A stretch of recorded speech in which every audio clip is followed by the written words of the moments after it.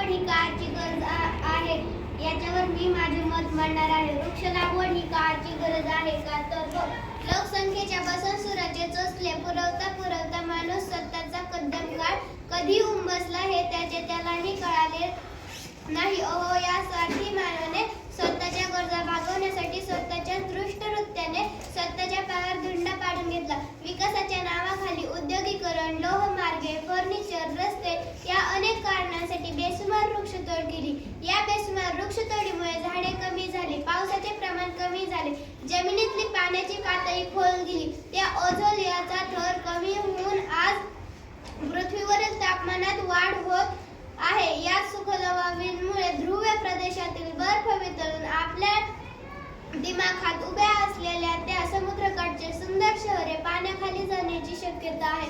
वृक्षतोडीचे दुष्परिणाम म्हणजे आज डोंगर परिसरातील आणि आता वस्त्या आणि आता शहरी भागात सुद्धा वन्य प्राण्यांचे हल्ले सुरू झाले आहेत. ही तर सुरुवात आहे, शेवट तर आपल्यावरच होणार. आज आपल्या उंबरठ्यावर पूर, महापूर, ओला कोरडा दुष्काळ अशा अनेक समस्या येऊन पोहोचल्या आहेत. त्या समस्यांनी जर उंबरठा ओलांडून घरात प्रवेश केला तर हा उद्ध्वस्त झालेला माणूस वसुंधरेच्या शोधात येथे शेवटचा श्वास घेईल. ही भीती नव्हे तर वास्तव्य आहे. हे सर्व न करता आपण वृक्ष लागवड केली पाहिजे. वृक्ष लागवड हा आपल्या जगण्याचा प्रमुख मुद्दा आहे. झाडाविना ढग गेले, ढगाविना पाणी गेले, पाण्याविना शेती गेली, शेती विना समृद्धी गेली, समृद्धी विना हवालदिल झाले.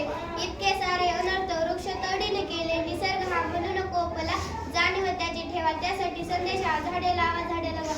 झाडे लावतो त्याची काळजी घेतली पाहिजे, त्याची निगा राखली पाहिजे, त्याला जगवलं पाहिजे. निसर्ग माझा मित्र, निसर्ग माझा गुरु, निसर्ग माझा